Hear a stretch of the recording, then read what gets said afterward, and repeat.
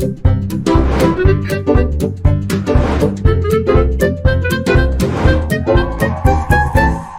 હું તમને કંઈક કહું એ પહેલા વિડીયો જુઓ।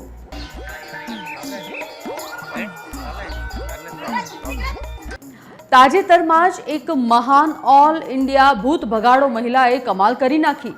એક યુવતીના શરીરમાંથી ભૂત કાઢવાના નામે એણે બિચારી યુવતીને એવો ઢોર માર માર્યો, યુવતીના વાળ ખેંચી માર મારી ત્રિશૂળ મૂકી આટલી હદે ક્રૂરતા આચરવામાં આવે ત્યારે એમ થાય કે લે આપણે આમ તો 21મી સદી અને આધુનિક જમાનાની વાતો કરીએ છીએ। એઆઈ અને સોશિયલ મીડિયાના સમયમાં વિડીયો અને વિચારો તો એ જ બાબા આદમના જમાનાના છે।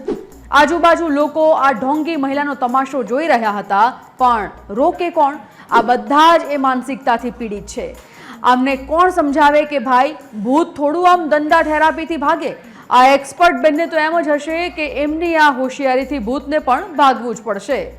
કોઈ નેતાજી જ્યારે ભાષણબાજી કરે, સભા કરે કે કરે રેલી, ત્યાં સુદ્ધા કે કોઈ નેતાને મંત્રી પદ પણ મળી જાય ત્યારે એના ચહેરા પર જેટલી ખુશી અને આનંદ નથી હોતો જેટલો તેમણે દાદાની ઉપાધિ મળવા પર આવે છે।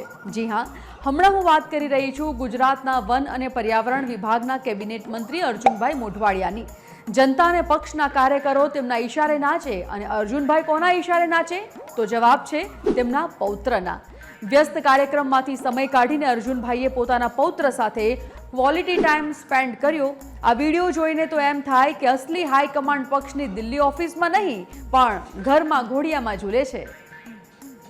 રાજકોટ લોધિકા સંઘની આ ઘીના ઠામમાં ઘીવાળી ચૂંટણી એટલે રાજકારણનો અસલી ડ્રામા। એક જ પક્ષના બે મોવડીઓ જયેશ રાદડિયા અને પ્રશાંત કોરાટ સામસામે આવીને ઊભા રહી જાય ત્યારે સામેવાળા વિરોધ પક્ષને તો ચા નાસ્તો લઈને ખાલી પ્રેક્ષક બનીને બેસવાની જ મજા લેવાની રહે।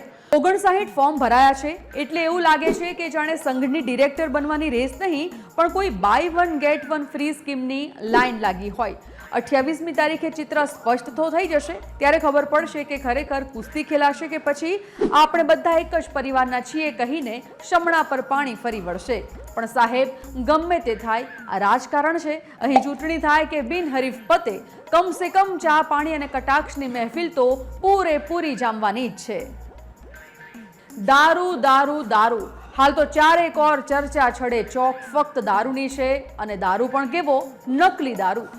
ભાવનગરમાં લઠ્ઠાકાંડ પછી પોલીસ દરોડા પાડવાનું તો શરૂ કર્યું પણ ગુજરાતમાં દારૂબંધી અને પોલીસના દરોડા વચ્ચેનો સંબંધ બિલકુલ ટોમ એન્ડ જેરી જેવો છે। લઠ્ઠાકાંડ થાય એટલે પોલીસ એક્શન મોડમાં આવીને એવા ધડાધડ દરોડા પાડે કે આપણને એમ લાગે કે બસ હવે તો આખા જિલ્લામાંથી દારૂનું નામો નિશાન મટી જશે। પણ જેવી સવાર પડે કે સોશિયલ મીડિયા પર હોમ ડિલિવરીનો નવો વિડીયો વાયરલ થઈ જ જાય। પીવાવાળાને તો એવું છે કે થોડી સી જો પી લી હૈ, ચોરી તો નહીં કી હૈ। ગાંધીના ગુજરાતમાં દારૂનો દરિયો વહે છે એ કહેવત એટલી જૂની થઈ ગઈ છે કે હવે તો દારૂના અડ્ડાવાળા પણ એને એમનું સ્લોગન માનીને ચાલતા લાગે છે। આખરે દરોડા પડે કે દારૂ વેચાય છે એ સવાલનો જવાબ તો ખુદ કુદરત પાસે પણ નથી, પણ એટલું નક્કી છે કે બોટલના શોખીનો માટે આ મિશન ઇમ્પોસિબલ રોજ સવારે સફળતાપૂર્વક પૂરું થઈ જાય છે। ચલો ત્યારે આવજો।